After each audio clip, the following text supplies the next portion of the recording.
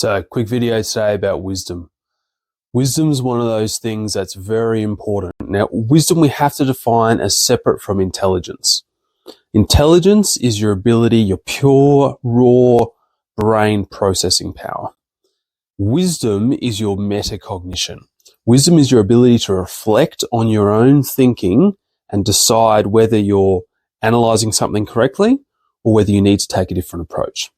Now, what that actually means is that the smarter that you are, the more traditionally intelligent, the harder it is actually for you to be wise. That doesn't mean you can't do it, and that doesn't mean you won't be a powerful person when you do it, right?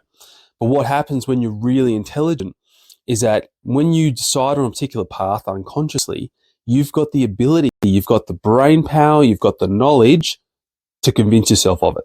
And that's not what wisdom is. Wisdom is the ability to see what you've decided consciously or unconsciously, and then interpret whether that's appropriate, whether you've analyzed enough information to be able to make that decision, whether you're acting with confirmation bias in order just to reinforce that decision, whether you're projecting a part of your psyche onto the situation, which is actually clouding how you perceive it, and therefore you're not coming to the right decision.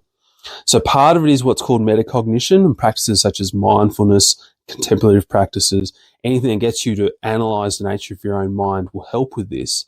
And part of it is understanding heuristics, rules of thumb, which will allow you to get past the purely logical, rational side of it. Now, that's not to say that these heuristics don't have logical, rational elements to them. But what they are is heuristics. Nassim Taleb calls them opaque heuristics. We can't see through the rule of thumb to understand why it works. We have to have a little bit of faith that there is something to it. Now, that's not to say that you just latch onto a rule of thumb and go from there, because that would be unwise, wouldn't it? That would be exactly what we're trying to avoid in the first place, which is grabbing onto something and just going with it regardless. But what you do is you use enough of these tools to analyze the accuracy and the validity of the thought process that you're undertaking, and if necessary, reorient to a different, more appropriate one that fits the world and fits the agent-arena relationship that you're in, and if need be, actually changes your perception of yourself as an agent and or your perception of the arena in order to get the most effective outcome, whatever that is by your values, right? Now, there's actually a meta element to wisdom.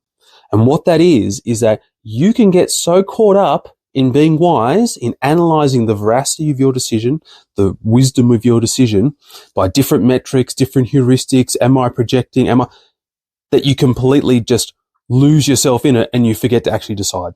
You are never going to have 100% clarity on the decision, the right option, the information that you have. You will never get that.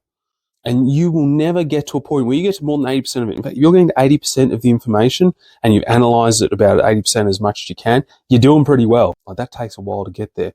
So there is a meta element to the wisdom which says, all right, I've been thinking about this long enough. It's probably that option there, or the option there, the best one is to actually go forward and pick that and just decide, and then we'll be done. So remember that: wisdom, intelligence, metacognition, metacognition.